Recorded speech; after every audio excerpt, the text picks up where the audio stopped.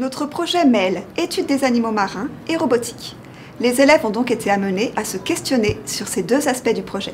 Concernant les animaux marins, le questionnement des élèves a été déclenché de manière très simple, en observant la nature et en observant les animaux en classe de mer. Les élèves sont souvent très curieux et leur faire vivre réellement des situations concrètes où ils sont mis en relation avec un domaine d'étude permet à ces questions d'émerger facilement et naturellement. L'animatrice nature Christine leur a expliqué comment observer les animaux. Elle leur a appris le respect de la vie de ces animaux, la façon de les observer au mieux dans leur habitat naturel, les critères à prendre en compte pour faire une observation pertinente. Et les élèves ont ensuite été demandeurs d'observation d'animaux. Ils se sont questionnés sur le mode de vie des animaux qu'ils voyaient et ont utilisé la méthode donnée par Christine pour comprendre et décrire ces animaux. On a appris plein de choses sur le crabe, ce qu'il pouvait faire, ce qu'il ne pouvait pas faire, comment il pouvait se cacher, à ne pas les écraser, enfin à ne pas les tuer. De même, lorsque les élèves ont rencontré leur mentor Jérémy pour la première fois, le fait de découvrir des métiers autour de la robotique et le fait de voir une imprimante 3D fonctionner et créer devant eux des objets a déclenché beaucoup de questions autour de la robotique, de l'impression 3D, du fonctionnement d'un robot, de la programmation. Jérémy, c'est un ingénieur, c'est M. Falaschini. C'est surtout lui qui nous a aidés pour notre projet. Il nous a expliqué les particularités du crabe, comment construire un crabe. Il nous a montré sur son ordinateur comment on fait pour créer quelque chose et après le mettre sur l'imprimante 3D. Il nous a expliqué son métier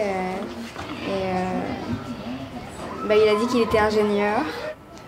Nous sommes donc partis de situations concrètes afin d'éveiller la curiosité des élèves et afin de leur permettre de se poser des questions. Chaque question en amène d'ailleurs souvent une autre. Et nous entrons dans un cercle vertueux où chaque avancée dans la réponse à une question crée de nouveaux questionnements et permet d'aller plus loin dans nos recherches. Mais l'enseignant peut également favoriser de nouveaux questionnements.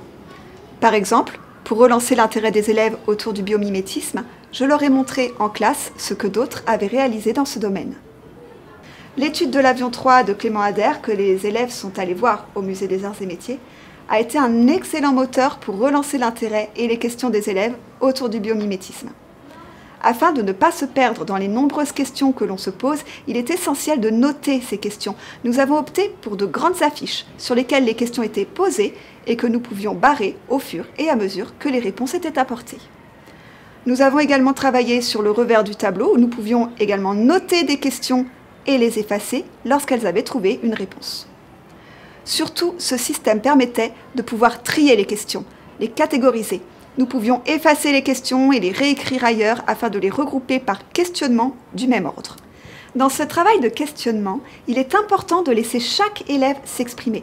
Parfois, les questions des élèves pouvaient faire l'objet d'une reformulation par d'autres élèves. Ceci permet à certains élèves ayant une approche plus scientifique de faire rentrer cette question dans notre domaine d'étude. On peut également reprendre certaines questions posées pour les mettre en perspective avec des documents précédemment étudiés ou avec de précédentes observations faites dans le cahier du chercheur pour faire entrer cette question dans le champ d'exploration de recherche déjà entreprise et venir relancer ou étoffer ces recherches. Il y a donc un travail de reformulation qui peut être mené à l'aide du groupe classe ou à l'aide de précédentes recherches ou de précédents questionnements.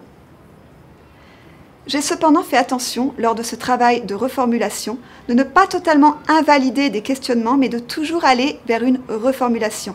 L'idée était de libérer la parole de chaque enfant et de les inciter tous à s'exprimer et à s'interroger.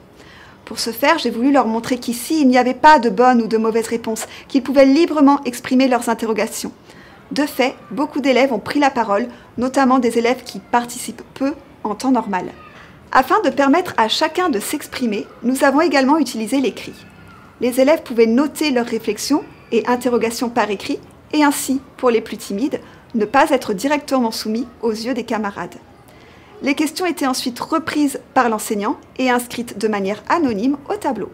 Et ce système permettait en outre de travailler la production écrite et de varier ainsi les objectifs d'apprentissage.